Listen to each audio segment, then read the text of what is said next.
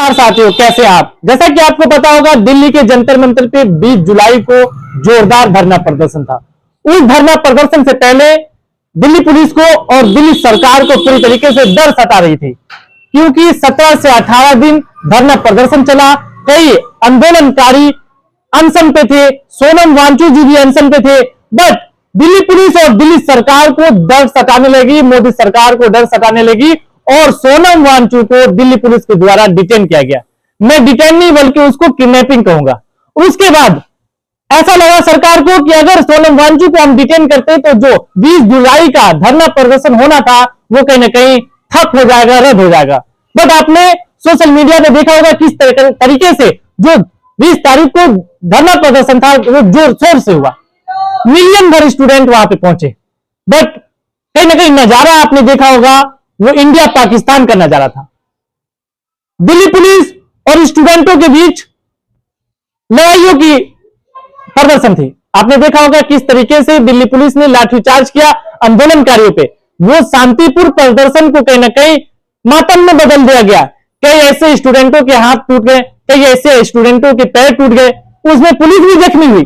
But अगर वही police शांतिपूर्ण प्रदर्शन अगर करने देती तो ये नौबत नहीं आती। आज हमारे बीच आंदोलनकारी मौजूद हैं जो कि धरना प्रदर्शन में कई दिन शामिल हुए। 20 जुलाई को भी इनको भी दिल्ली पुलिस के द्वारा लाठी लगी है और कई इनके फोन भी टूटे हैं। उन्हीं प्रदर्शनकारियों से जुड़ेंगे कि आखिर जिस तरीके से जंतर मंतर पे प्रोटेस्ट हुआ और उसमें शामिल थे, क्या माहौल था, क्या नजरिया था और इनको दिल्ली पुलिस के द्वारा किस तरीके से डिटेन किया गया, किस तरीके से लाठीचार्ज किया। हम जुड़ेंगे, हमारे साथ बने रहेंगे। जी, क्या नाम है आपका?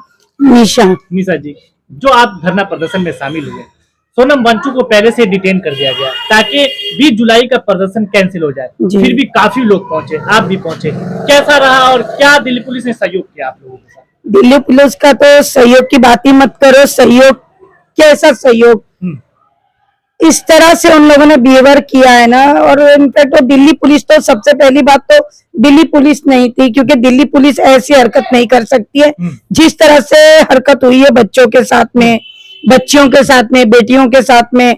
नाबालिग छोटी छोटी 12-12 साल की बच्चियां थी और कपड़े फाड़े गए, कहीं बच्ची के मतलब के सीने पे पैर रखा गया, छाती पे, कहीं बच्चियों के साथ में बहुत मतलब के बैक साइड में डंडा डाला गया, डंडे से बहुत गलत गलत वीडियोस में भी आप लोग देख रहे होंगे, बहुत गलत बिहेवियर किया गया है बच्चियों के साथ में। तो वो पुलिस नहीं थे, वो थे मोदी और अमित शाह के गुंडे।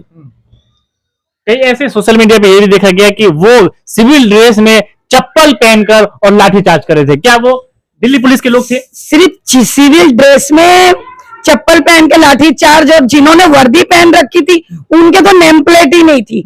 मतलब के एक कहते हैं ना कि आतंकवादी उधर हुल्लड़ मचाना है हमें, तो आतंक मचाने के लिए कुछ गुंडों को वर्दी पहना के अंदर भेज दिया गया। बच्चों पे लाठीचार्ज हुई, कई बच्चों के सर फुटे, खूना खून हो गया।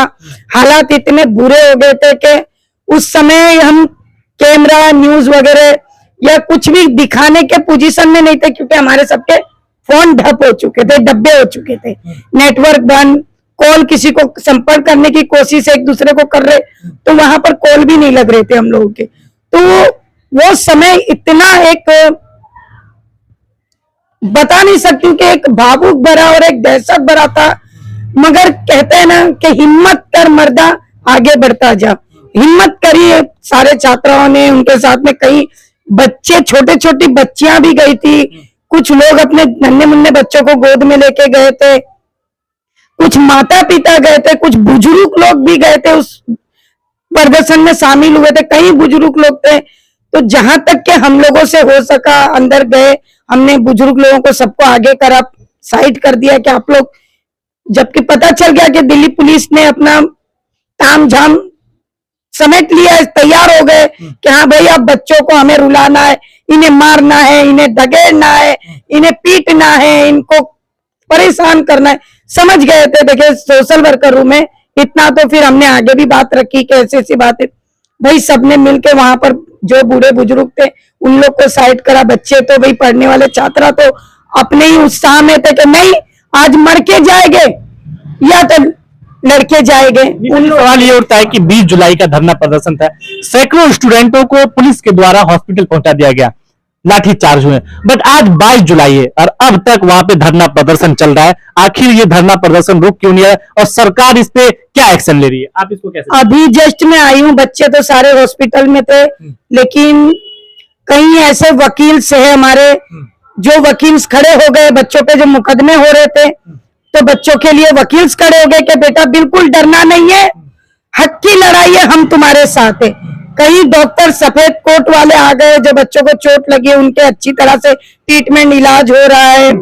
अच्छा, आपने बोला डॉक्टर आए जंतर मंतर पे और बच्चों का इलाज किया, बट कई ऐसे डॉक्टरों पे भी लाठीचार्ज हुआ, इसको क्या? जी हाँ, मेरे सामने हुआ था कई डॉक्टर्सों पे, जब बच्चे पड़ गए ऐसे गिरे हुए थे, वहां पर हम 2-3 ही लेडीज थी, कुछ वहां के जो वॉलेंटियर्स थे, कुछ मैं थी, सब एक दूसरे को मतलब सपोर्ट कर रहे थे उठाने के लिए।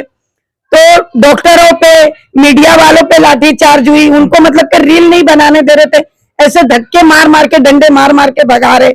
जब मैं उसने ब्रेच नहीं लगा रखा था पुलिस ने, वो डंडा लेके मेरे सामने आया, मैंने जैसे ऐसे पीछे से मारा तो मैंने उसका ऐसे डंडा पकड़ लिया।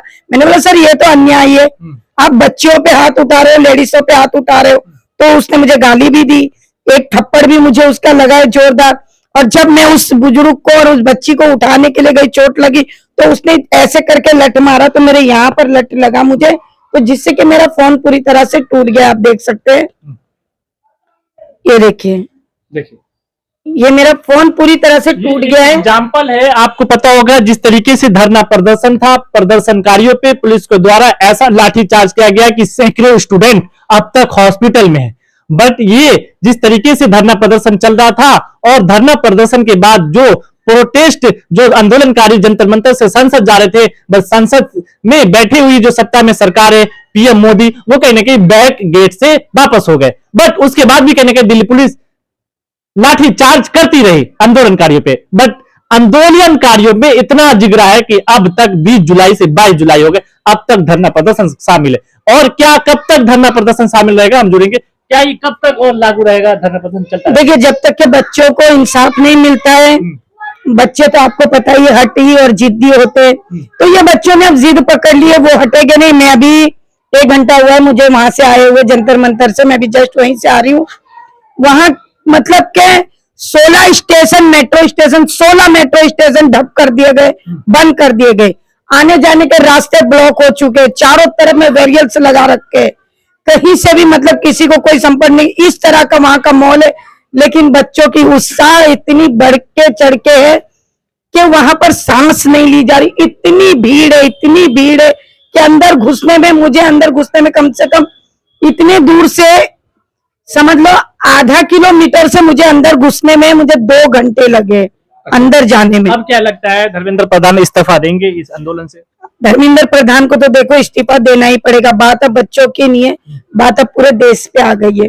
पूरा देश इस आंदोलन में सम्मिलित है और पूरा देश सपोर्ट कर रहा है। देखिए, ये कोई पॉलिटिकल नहीं है, ये बच्चों की हक की लड़ाई है और अब देश के, हिंदुस्तान की हक की लड़ाई हो गई है। हर जगह भूखमरी, बच्चों के रेप, एक जाति हो रही है जो कि भाजपा सरकार के द्वारा हर जगह पे हिंदू मुसलमान, ऐसा माहौल मैंने नहीं देखा कभी, जो कि माहौल अब मैं देखते आ रही हूँ। तो मेरे ख्याल से दे देना चाहिए इस्तीफा सारी भाजपा सरकार को।